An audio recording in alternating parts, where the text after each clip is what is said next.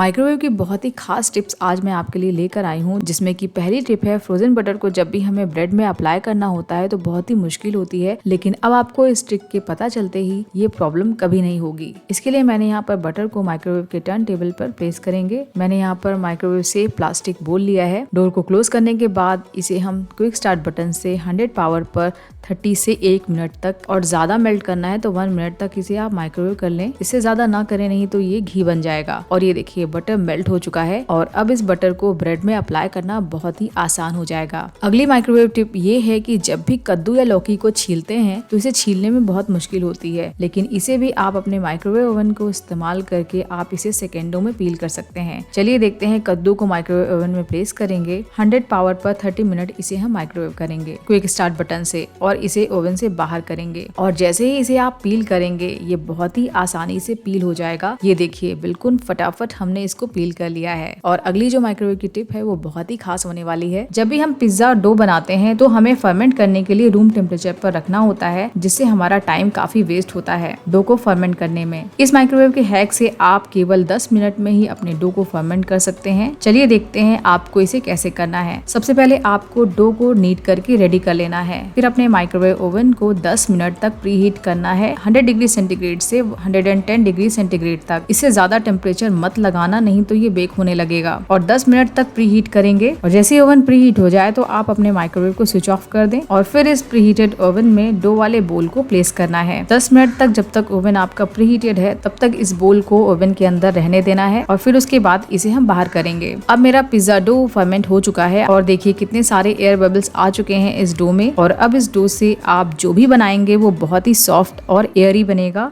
अगर आपकी जलेबियां बच गई हो और वो ठंडी हो चुकी हो और साथ ही जो इसका क्रिस्पीनेस है वो गायब हो चुका है, तो आज मैं आपके लिए बहुत ही इम्पॉर्टेंट टिप लेकर आई हूँ कि कैसे आप इन जलेबियों को वापस से फ्रेश कर सकते हैं।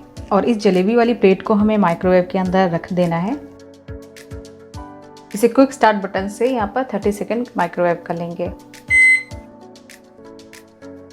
और ये जलेबियाँ बिल्कुल गर्मा गर्म, बिल्कुल ताज़ी और फ्रेश हो चुकी हैं। जैसे कि आप मार्केट से लेकर आए थे वैसे ही हो गई हैं, बिल्कुल जूसी हो चुकी हैं। वापस मैं आपको इसे तोड़ करके दिखाती हूँ।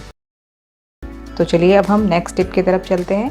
अगर आपकी ब्रेड पुरानी और हार्ड हो चुकी हैं तो इसे वापस सॉफ्ट और फ्रेश करने के लिए आज मैं आपको एक ट्रिक बताने वाली हूँ जो कि बहुत ही काम आएगी। तो इन ब्रेड को हमें वापस फ्रेश करने के लिए हम किसी माइक्रोवेव से प्लेट में इन ब्रेड को रख लेंगे, और किसी माइक्रोवेव से बोल में हम नॉर्मल वाटर ले लेंगे, जिसे हम इसके सेंटर पर रख देते हैं। ब्रेड वाली प्लेट को हम माइक्रोवेव के अंदर रख देंगे और अब हम इसे 20 सेकेंड माइक्रोवेव करेंगे। 20 सेकेंड आप यहाँ से लगा सकते हैं। पावर लेवल प्रेस करेंगे और यहाँ पर 20 सेकेंड का टाइम सेट करेंगे। तो ये देखिए 20 सेकेंड मैंने लगा दिया है। इसे स्टार्ट बटन प्रेस करेंगे और हमारी ब्रेड बिल्कुल सॉफ्ट हो चुकी है। आप देख सकते हैं, ये देखिए बिल्कुल हार्ड थी जब मैंने इसे माइक्रोवेव में रखा था, और ये बिल्कुल सॉफ्ट हो चुकी है। काबुली चने जब भी हम मार्केट से लाते हैं उसमें कीड़े लग जाते हैं बहुत ही जल्दी। तो इसके लिए आपको क्या करना है, किसी माइक्रोवेव से प्लेट में छोले को निकाल लेना है और इसे हम माइक्रोवेव के अंदर रख देंगे। क्विक स्टार्ट बटन से हाई पावर लगा सकते हैं और पावर लेवल से भी हाई पावर यहाँ पर सेट करके लगा सकते हैं, जो भी इजी पड़े। अगर आपका ये बटन कभी काम नहीं कर रहा है तो आप यहाँ पर पावर लेवल बटन से भी माइक्रोवेव को यूज कर सकते हैं। और इसे मैंने 1 मिनट के लिए माइक्रोवेव किया है माइक्रोवेव की हाई पावर पर। अब इससे फ़ायदा ये है कि अब इसमें कीड़े जल्दी नहीं लगेंगे। तो इसे आप ठंडा हो जाने के बाद किसी एयर टाइट कंटेनर में भर करके स्टोर कर दें। अगर आप जीरा पाउडर बनाना चाहते हैं और इसे रोस्ट करना चाहते हैं तो आप अपने माइक्रोवेव में इसे रोस्ट कर सकते हैं। और इस जीरा को हम 30 सेकेंड के लिए माइक्रोवेव करेंगे। और इस जीरा को 30 सेकेंड माइक्रोवेव करने के बाद इसे हम एक बार ऐसे ही ऊपर नीचे कर देंगे। अगेन 30 सेकेंड इसे हम माइक्रोवेव करेंगे। 1 से 2 बार में ही हमारा जीरा जो है रोस्ट हो जाता है। फिर से 30 सेकेंड का टाइम लगाएंगे और ये जीरा की खुशबू आने लगी है। तो ये जीरा हमारा रोस्ट हो चुका है। आप देख सकते हैं काफ़ी गर्म है, और आप इसे ठंडा करने के बाद इसका जीरा पाउडर आसानी से बना सकते हैं। तो आई होप आपको ये टिप काफ़ी पसंद आई होगी। Thanks for watching. Good bye.